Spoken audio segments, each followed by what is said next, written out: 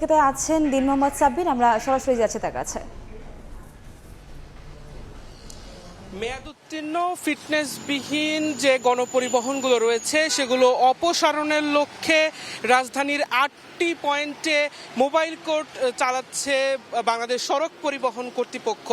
আজ সকাল থেকেই আমরা দেখতে পেয়েছি রাজধানীর 8টি গুরুত্বপূর্ণ পয়েন্টে বাংলাদেশ সেনাবাহিনী, পুলিশ এবং পুলিশের ট্রাফিক বিভাগের সহায়তায় তারা এই মোবাইল কোর্টগুলো পরিচালনা করছে। এখানে মূলত যে গণপরিবহনগুলো রয়েছে, অর্থাৎ যে গণপরিবহনগুলো আসলে ব্যবহারের অনুপযোগী কিংবা যাত্রী সেবা দিতে আসলে পর্যাপ্ত ক্যাপাবিলিটি নেই, অর্থাৎ ফিটনেস নেই, কিংবা আমরা দেখেছি বিভিন্ন গণপরিবহন যেগুলোর লাইট, হেডলাইট, সিগন্যাল লাইটে ত্রুটিপূর্ণ রয়েছে এবং কালো ধোঁয়া ছেড়ে পরিবেশের ওপর বিরূপ প্রভাব ফেলছে। মূলত সেই পরিবহনগুলোকেই তারা আসলে এই মোবাইল কোর্টের আওতায় আনছে। আমরা যেমনটি দেখেছি যে এছাড়াও আরেকটি শব্দ দূষণের জন্য বেশ কিছু গাড়িকে তারা হাইড্রোলিক হর্ন খুলে নিয়েছে এবং সেই পরিবহন সংশ্লিষ্ট ব্যক্তিদের তারা জরিমানা করেছে। এছাড়া আমরা দেখেছি বিভিন্ন অপরাধের কারণে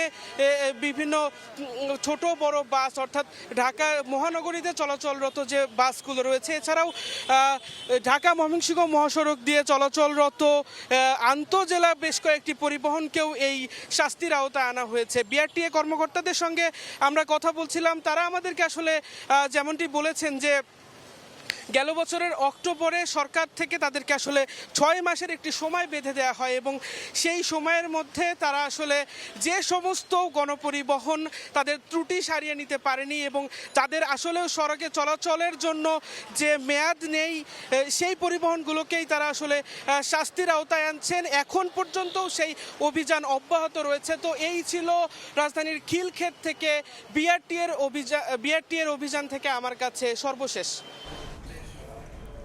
আমরা সরাসরি যুক্ত ছিলাম রাজধানীর খিলক্ষেত থেকে।